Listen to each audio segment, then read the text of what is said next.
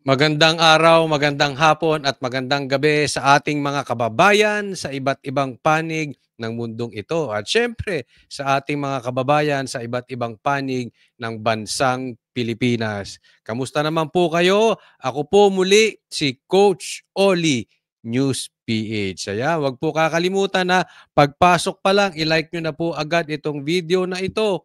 At sana po doon sa mga hindi pa po subscriber ng channel na ito, muli po, konting lambing, subscribe po kayo. Again, ang channel natin ay Coach Oli News PH. Ito po mga banateros, banateras worldwide, shout out po sa inyo.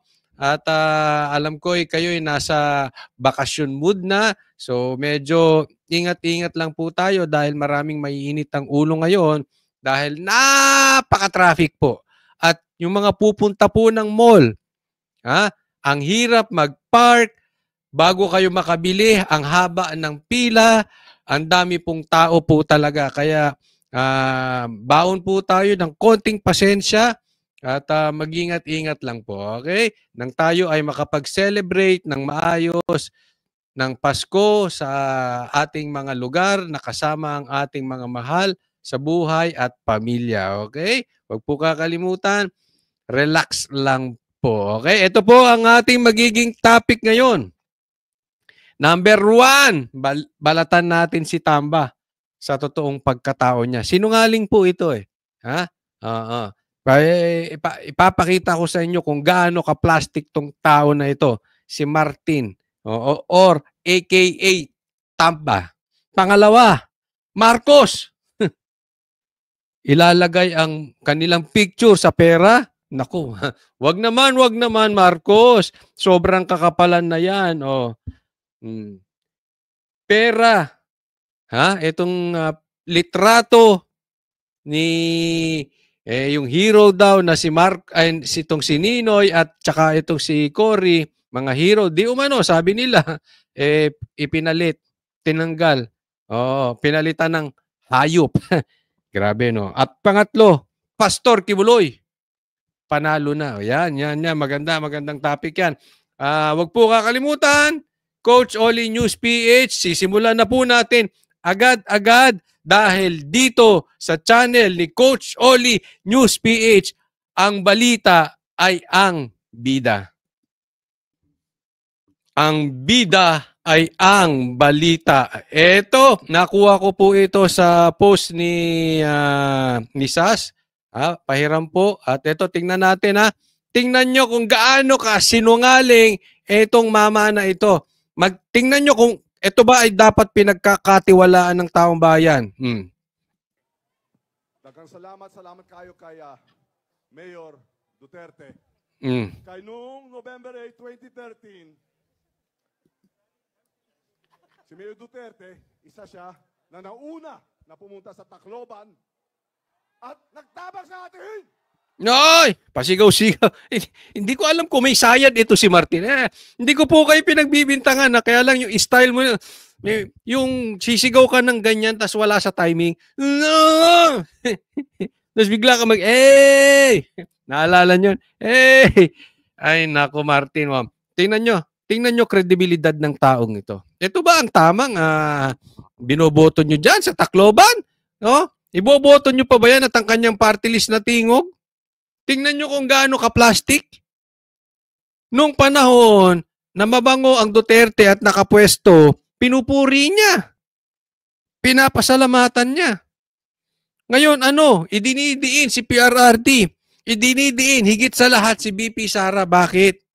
Hindi niya kayang manalo against kay BP Sara. Ito masakit Hindi mo kaya. This is public knowledge. Hindi mo kayang manalo sa patas na paraan against sa isang babae na si BP Sara. Hindi mo kaya. Kaya lahat ng kaplastikan, sabi nga niya, ang may hawak ng pera ng Pilipinas, ng buong Pilipinas, kayong dalawa. Ni Saldico, siya may sabi niya isipin mo, speaker, ano ka ba? Sa tingin mo, ako nagtatanong lang, Martin, sa tingin mo ba presidente ka? Sa tingin mo yan, sinasabi mo dati, pinagpupupuri mo ang mga Duterte? Ngayon, kinakalaban mo na? Yan ba ay hindi kaplastikan, kababuyan, kasinungalingan? Sa tingin mo, dapat sige nga, ilagay nyo na lang dyan. Sa comment section, ito bang mama na ito dapat pang pagkatiwalaan? Pakinggan pa natin. Yun ang malasakit. Tingnan mo. Grabe mo. Pasigaw-sigaw. Yan! Ang malasakit. May pagka-abnoy ito, no? Hindi ko sinasabing abnoy ka. Huwag ka magagalit, ha? Yung galawan mo lang, yung pasigaw-sigaw mo, parang yung linya ng iyong galawan at pag-iisip, parang wala sa tama, eh. Parang kailan lang, puri-purihin mo. Nako. Maraming sinabi, maraming batikos, pero nakita po natin, saksi po ako sa malasakit. Nakita mo? Ang dami, dati niya na nakikita may bumabatikos. Binibira ang mga Duterte. Pero saksi ka. Malalim yun. Mas malalim yung saksi doon sa Marites. Yung nabalitaan mo lang. Hindi niya lang nabalitaan. Kung gaano may malasakit ang Duterte. May personal knowledge siya. Saksi siya eh. Tingnan mo ang kalokohan nito. Anong klase kang saksi? Napatunayan mo sa sarili mo may malasakit, ngayon wala na? Ang nagbago ba ang Duterte o ikaw? Diba? Dahil sa pangarap mo. Kailan lang eh. Kita mo, mas maganda pa itsura mo no, hindi ka swapang. Ngayong swapang ka na, tingnan mo, para kang baboy. Para kang crocodile. Diba? Ni Mayor Duterte. Kaya po, hindi ko talaga matatanggihan.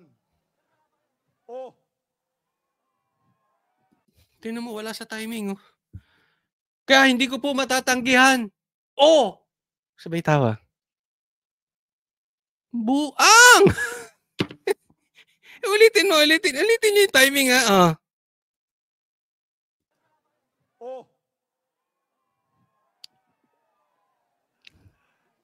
Kailangan talaga tumanaw ako ng ulutang na loob sa lahat ng mga... Kaya po, hindi ko talaga matatanggihan.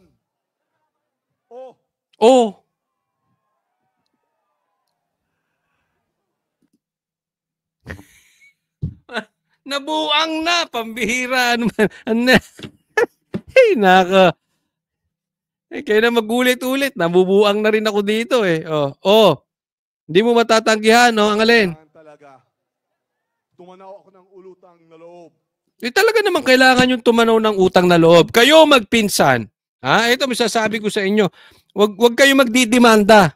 Ito'y katotohanan. Public knowledge po ito. Alam ng lahat. Bobo na lang din nakakaalam nito. Kayo magpinsan, traidor. Nuknukan kayo ng traidor. Sabi mo dati, kailangan tumanaw ka ng utang na loob. Dapat lang. Kasi kung hindi kay Sara, kung hindi sa mga Duterte, yan si Marcos hindi magiging presidente. At kung hindi naging presidente si BBM, never ka magiging speaker. Hindi ka magiging speaker. Yung ba naman gumawa ka na lang ng taman, kanina kausap ko sa SMNI si Ka Eric, sabi ko, ito si Marcos, alam nyo, sabi ko sa kanya, kung pwede magpahinga na lang, okay na sa akin yung walang gawin si Marcos eh. Wag na lang siyang gumalaw kasi pag gumalaw siya, hindi na siya nakakatulong sa bansa, nakakasama pa. Sinabi ko yung kay Ka Eric, okay na yun. Matulog siya maghapon, magpahinga siya doon, maghaya-hay siya maghapon, wag na siya makialam. Di ba? Siguro makakabuti pa yun eh. Dahil lalong napapasama kayong magpinsan. Napapasama ang bansang Pilipinas dahil sa inyo katraidoran nyo. Hindi nyo naisip. Wala kayo lahat sa posisyon na yan kung hindi dahil sa Duterte. Yun na lang eh. Hindi naman natin sinasabi na tanawan nyo ng utang na loob ang Duterte. Ikaw ang nagsabi noon, Tamba, na kailangan kang tumanaw ng utang na loob. Hindi naman kailangan na yon. Pero wag naman yung siraan pa. Wag nyo naman bastusin pa. Hindi na nga kayo tumanaw ng utang na loob, bastos pa kayo. Di ba? Anong ginawa ni Marcos? Hinayaan niyang pinalapa sa'yo si Sara. Maniniwala bang taong bayan na wala siyang kamay doon? Eh kung wala siya talagang kamay doon, inutil siya. Anong klaseng presidente siya? Hinayaan niyang lapain siya ng kampo nyo. Di ba? Oh, ano pang ginawa nyo sa SMNI? SMNI na nga lang ang nagtyaga dyan kay Bongbong kung hindi nilapa ni Isko yan. Nilapa ni Lacson yan sa debate. Ginawa ngang tanga ni Cayetano yan si Marcos sa debate, naaalala ninyo? Oh, ginawan lang ng SMNI ng sariling debate yan eh. Tinulungan ni Pastor yan. Anong ginawa nyo sa SMNI? Anong ginawa nyo kay Pastor? Kung hindi ba naman kayo traidor talaga? Ang tagal nyo nang binabay na ipalibing. Ang tatay ni Marcos sa libingan ng bayani. Hindi nyo nagawa. Sino lang nagpagawa? Duterte. Tapos traidor pa kayo? Tapos nagsasalita ka dati, kailangan mo tumanaw ng utang na loob. Asa na yung utang na loob? Sa lahat ng mga Bisaya. Kaya sinama niya lahat. Sinama niya lahat. Yari ka sa mga Bisaya. Yari ka sa Mindanao. Relief goods.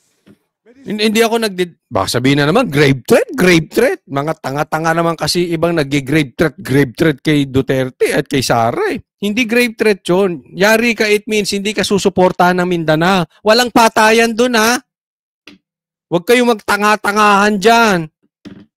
Kasi iba nagtatanga-tangahan, grave threat daw yung kay BP Sara. Tanga, buang. At lahat ng politik, kaya palakpakan mo natin si Mayor Duterte at lahat. Palakpakan po natin ang Mayor Duterte.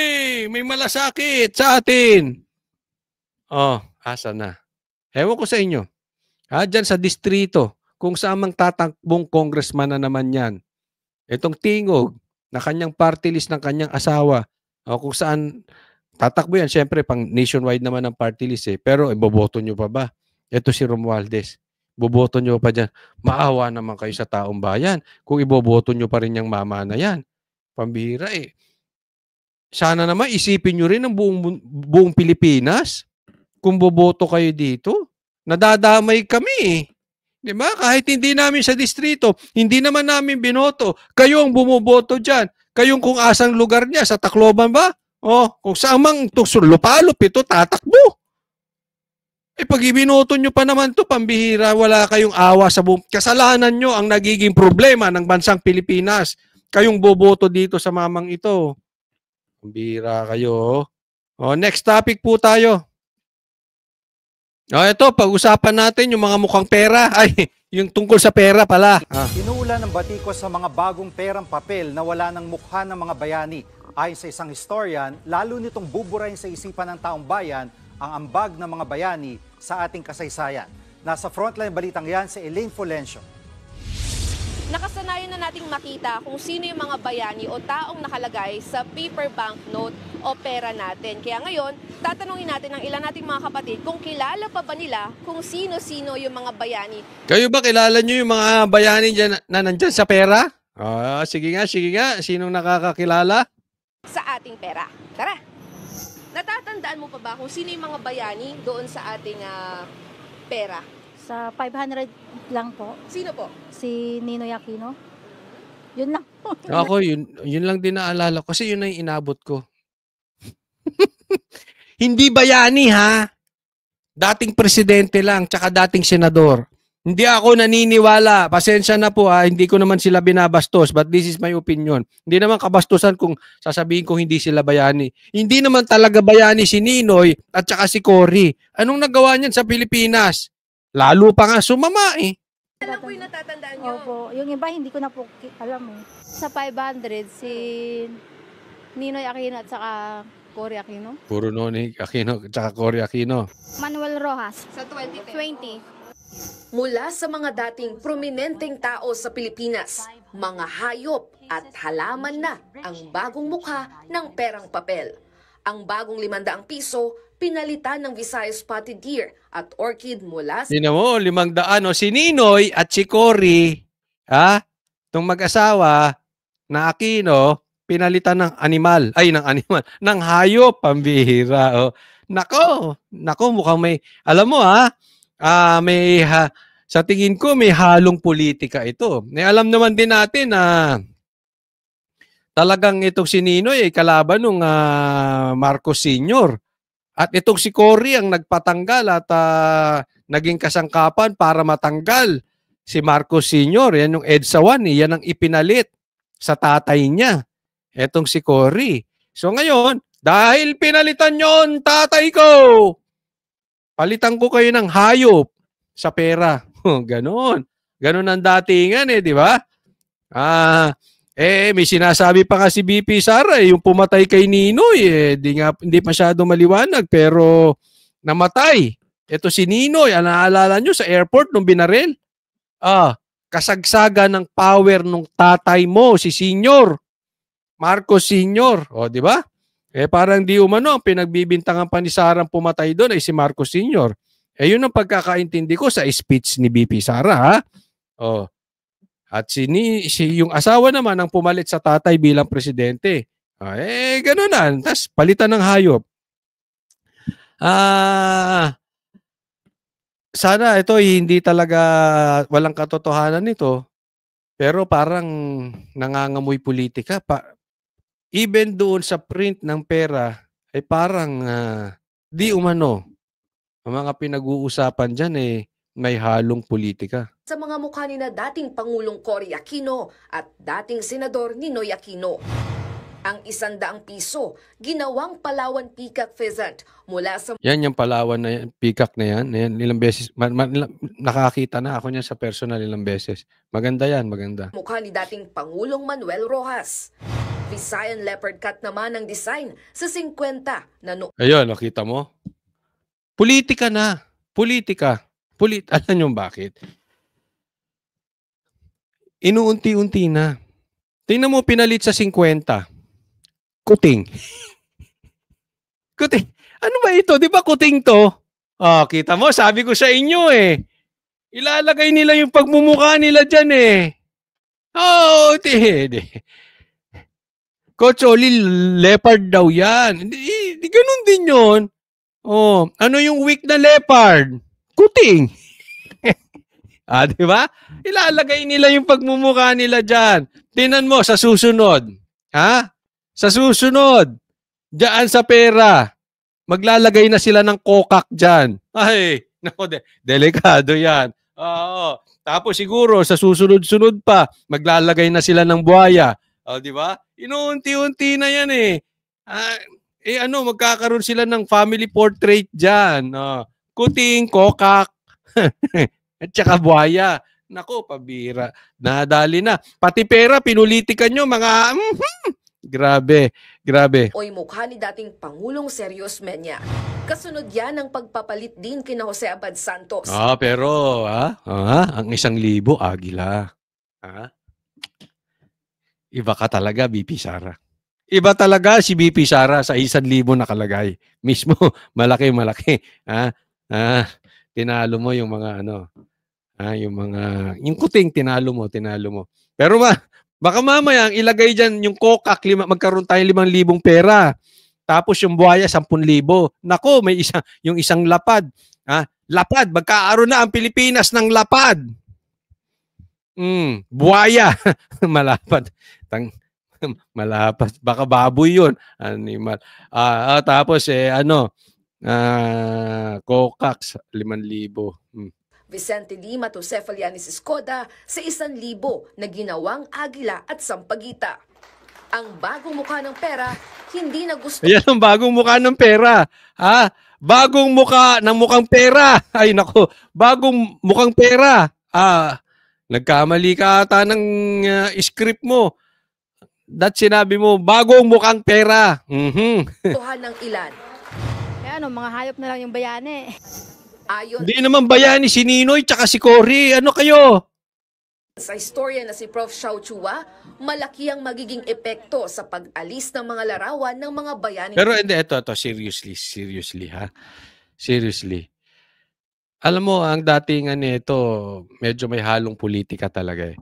Para sa akin, in my opinion, dahil nila inalis yung mukha nila Cory, no?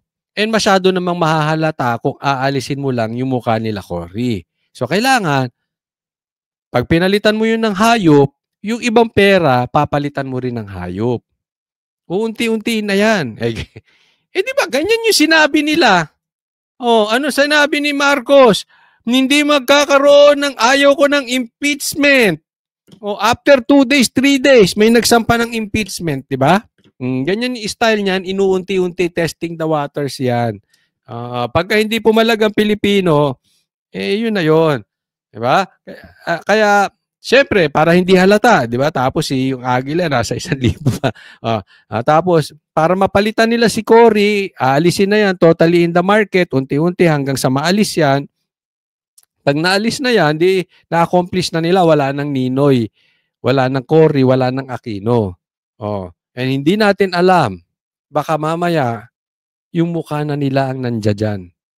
Mamaya magulat tayo, andyan na si Lisa. Di ba, Alisana, kung ang ipapalit nila dyan, buhaya, kokak, hayop pa rin. No? Pero mamaya, mamaya, andyan na picture ni Marcos, yung totoong Marcos ha, yung si Lisa, yung totoong Lisa ha, tsaka si Martin, di ba? Abangan muna natin, medyo, ako kasi wala na akong tiwala doon sa mga style nito, magpipipinsa na ito. Itong magpinsan na ito, na talagang mahilig sila sa inuunti-unti. Di ba? Alam mo, nung may nakausap akong Duterte, sabi niya, even before pa, unang labas pa lang ng Tambaluslos, nagre-ready na sila. Kasi meron na silang naaamoy. Yung unang labas yung isyong Tambaluslos pa lang, meron na silang naaamoy, na meron na silang intel na naririnig nila na talagang bibirahin ng Duterte. Kasi may pangarap nga ito si Tamba. No? So yan ang style nila, unti-unti. And ngayon, full blast na. May nagsampa na nga na impeachment kay BP Sara. Kaya lang, mag-e-election, walang gustong pumirma. Pero ito, patungkol dito sa pera, posible ito. Baka mamaya, mukha na nilang nakalagay dyan. Inuunti-unti lang. Pilipino sa bagong pera. Pag tinanggal mo yung mga personalidad sa pera, yung mga bayani, yung mga presidente, parang tinanggalan mo ng history lesson yung ordinaryong Pilipino. At mahihirapan na tayong ipaalala ano yung kasaysayan natin. Kung ngayon pa lang na nakalagay pa sa pera ang mga larawan nila, hindi na ito masyadong naaalala. Paano pa raw kung tuluyan na itong alisin? Paglilinaw ng Bangko Sentral ng Pilipinas, nasa sirkulasyon pa rin ang mga lumang perang papel. Mananatili rin daw ang mga... Oo, syempre, nasa sirkulasyon. Ala ka namang, bukas wala nang value yan, dinamura kayo ng taong bayan. Of course, may sirkulasyon, nasa sirkulasyon pa rin yan. Bayani sa Bariya. Layon daw nilang i-promote ang pangangalaga sa biodiversity ng Pilipinas sa bagong pera. It has always been the position of BSP that both featuring the national heroes and the rich biodiversity of the Philippines. Ba't di nyo nilagay yung buhaya tsaka kokak? Di ba? Oo, kasi yung buhaya talaga namang... alam nyo dyan, sa Palawan, yung peacock na sinasabi nila, mas sikat yung buhaya kaysa yung peacock. May crocodile sisig nga sa Palawan eh. Oo. Lagyan nyo na rin ng bayawak. Ng bayawak. Marami rin bayawak doon. At saka buhaya. Tsaka kokak na rin. These two, our flora and fauna, are both equally important and deserves to be recognized and for public awareness. Sa susunod na linggo, ilalabas ang bagong pera sa Metro Manila, habang sa susunod na taon ito ilalabas sa ibang rehiyon. Nagbabalita. Bye-bye, Cory! Bye-bye, Ninoy! Tagumpay ang pagtanggal sa inyo ni BBM. Next topic po tayo. Ito, good news tayo. Breaking news. Pastor Kibuloy, panalo na. Kapapasok lang na balita, petisyon na nagdidiskwalipika kay senatorial aspirant Pastor Apollo C. Kibuloy sa pagtakbo sa 2025 elections dahil sa misrepresentation, binasura ng COMELEC First Division. Si Margot Gonzales magbabalita live. Margot. Yes, Troy, pinasura nga ng COMELEC First Division yung petisyon na nagpapadiskwalipika kay senatorial aspirant Pastor Apollo C. Kibuloy sa pagtakbo. Ayan, eto, yung pinapadisqualify si Pastor Kibuloy ay binasura ng COMELEC. Salamat naman. Alam mo talagang si Pastor Kibuloy, si Senator Bongo at si Senator Bato, yaan yung mga malalapit kay PRRD. Yan. At tandaan nyo itong sasabihin ko. Pahihirapan nila yung tatlong yan. Pahihirapan nila kasi ayaw nilang maposisyon yan sa Senado. Talagang galit na galit ang mga kalaban sa tatlong yan. Hindi lang naman sa tatlong yan, including dun sa iba pa. Pero dun sa mga tumatakbo sa Senado, this is public knowledge. Alam to ng lahat. Talagang yaan ang tatlong malalapit kay PRRD. Magkabaliktaran man ang mundo, yung tatlong tao na yan, bagamat hindi sila perpekto, meron din silang pagkakamalit kasalanan, gaya natin, parehas natin na meron tayo mga pagkukulang, lahat naman meron pagkukulang dahil tayo po ay wala pa sa langit. Pero syempre, yaang mga yan, kahit anong mangyari, hindi iiwan ng Duterte. Tested and proven na yun, hindi lang sa salita. Kaya nga ginigipit siyang tatlong na yan. Pastor Kibuloy, Senator Bato, Senator Bongo. Yan. Kaya pinahihirapan. Pansinin nyo, kakasuhan naman si Bato at si Bongo. Si Pastor Kibuloy, kinasuhan na. Hinahabol na ngayon.